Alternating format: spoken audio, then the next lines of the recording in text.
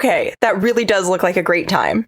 Hello, Internet, I'm Ren, and although I have been doing a lot of video essays lately, sometimes I also do episode-by-episode reviews, especially of Star Trek. So today we're taking a look at the Season 5 premiere of Star Trek Discovery, Red Directive.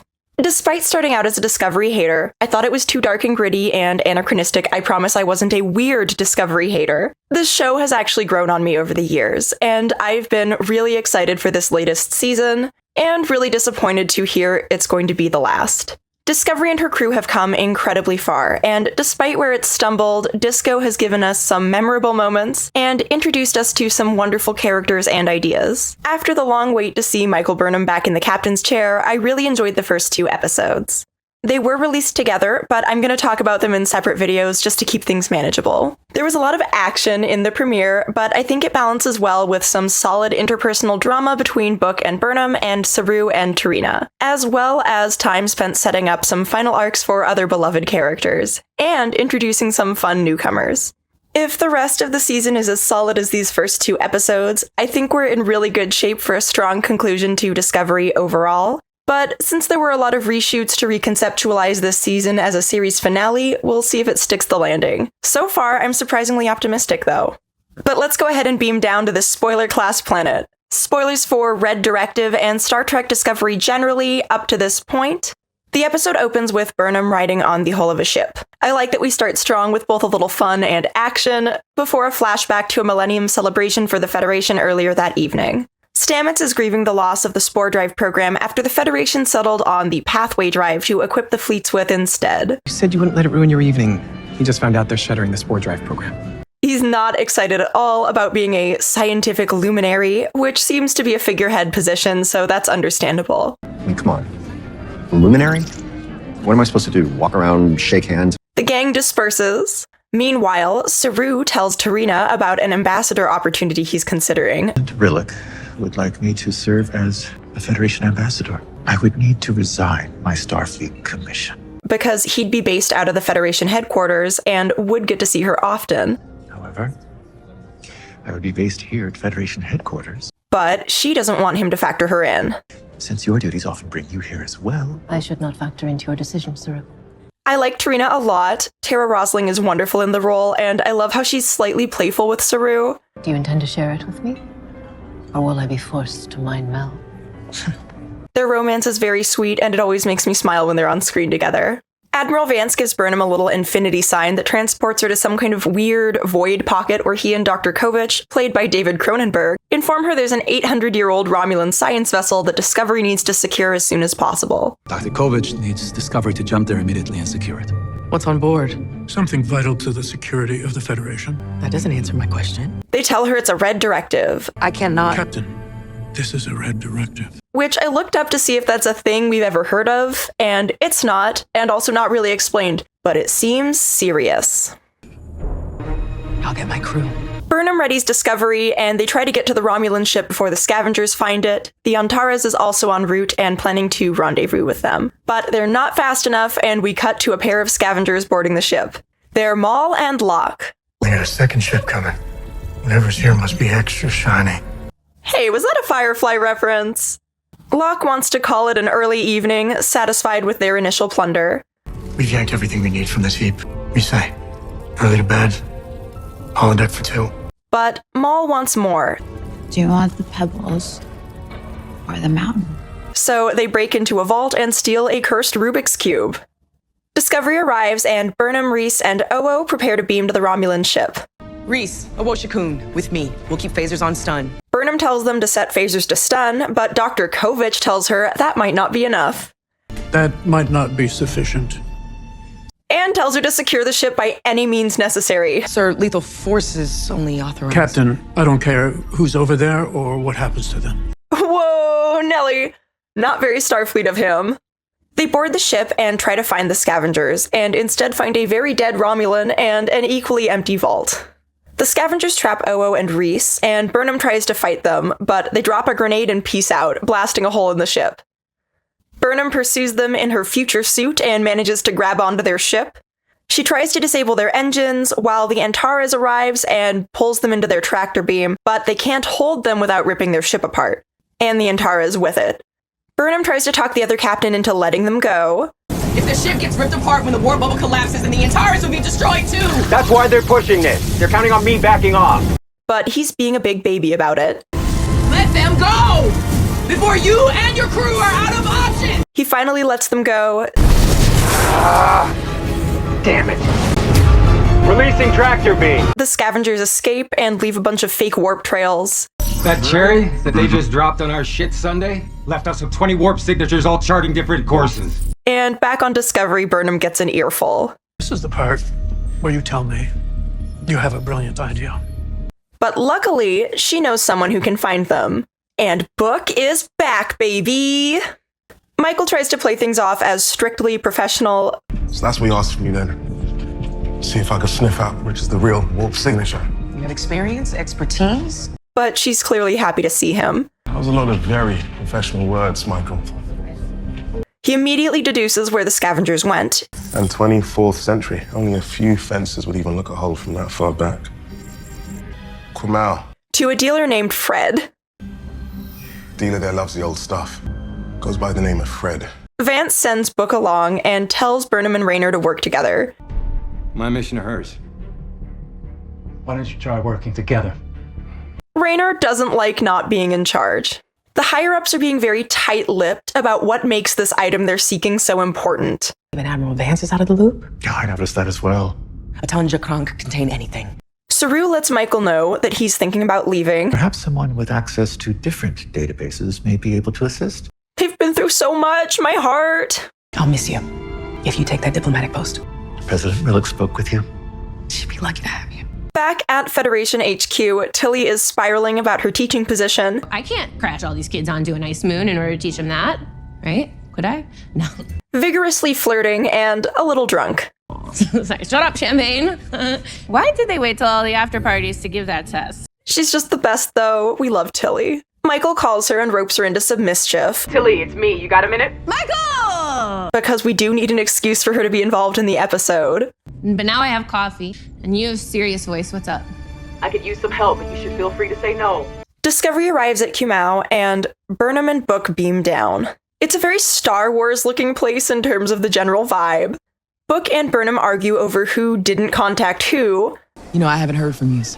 Pretty sure the silence was on you. Actually, I'm pretty sure it wasn't. Until Raynor interrupts.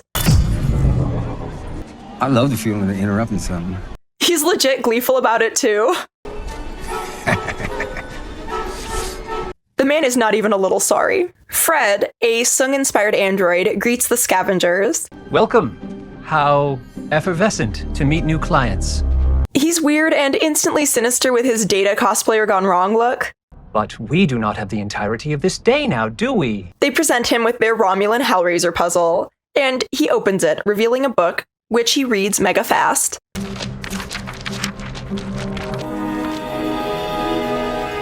He offers them 3 bars of latinum for it and the other junk they've brought along. I will take these. The lot of it if you like. 3 bars of latinum. Pleasure doing business with you both.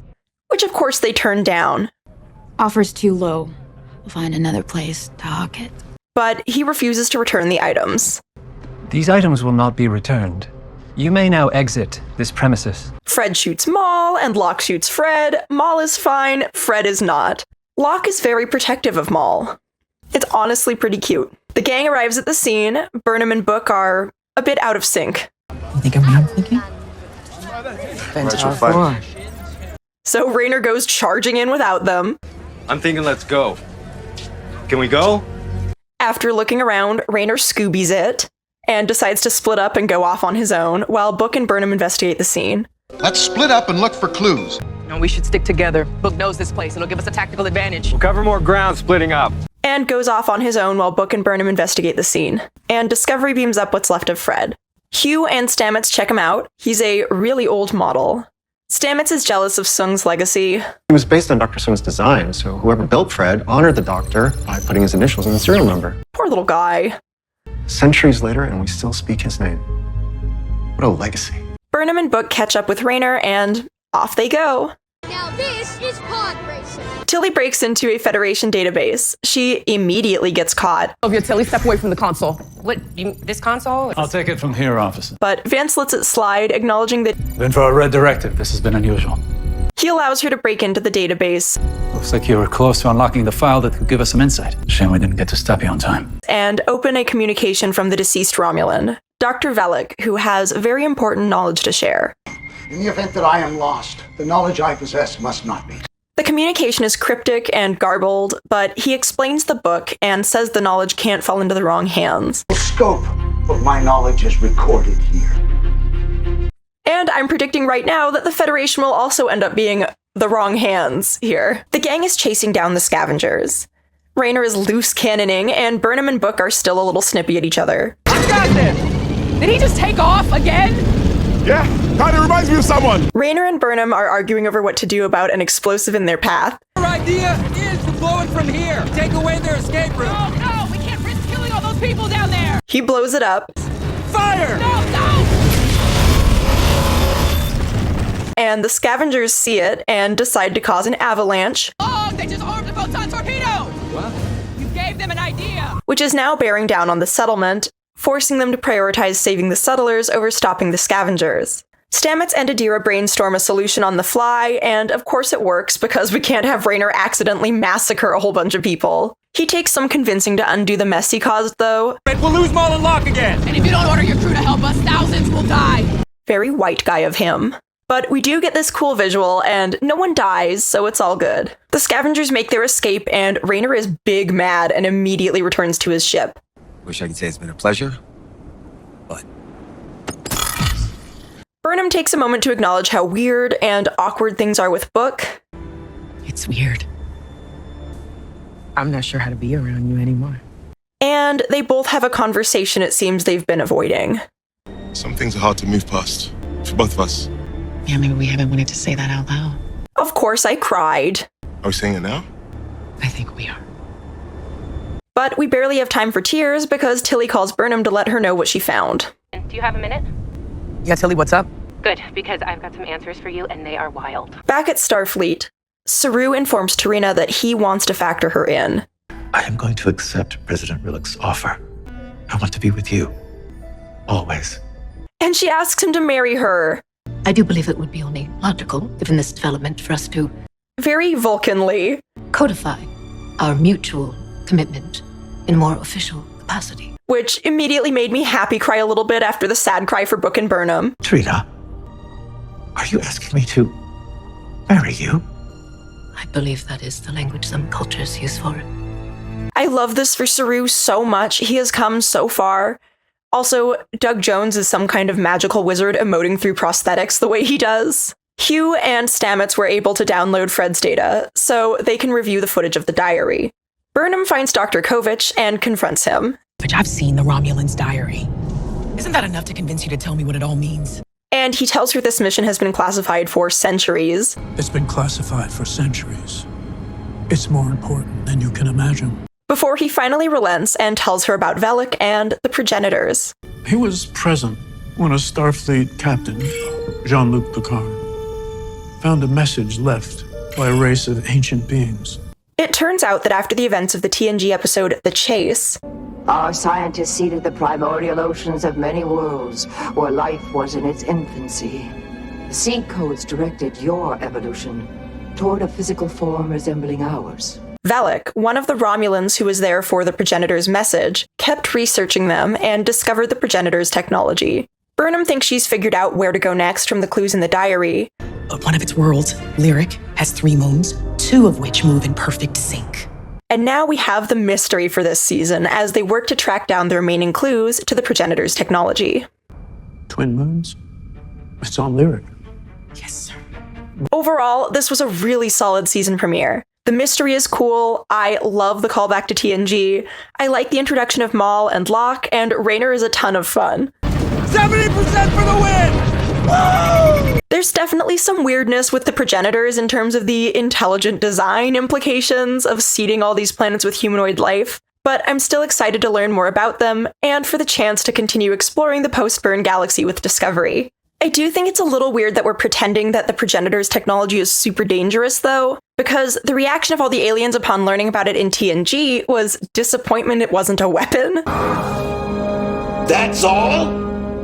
If she were not dead, I would kill her. And realistically, being able to seed genetic material for evolution that takes millions of years seems like a very slow game threat-wise. But we'll see.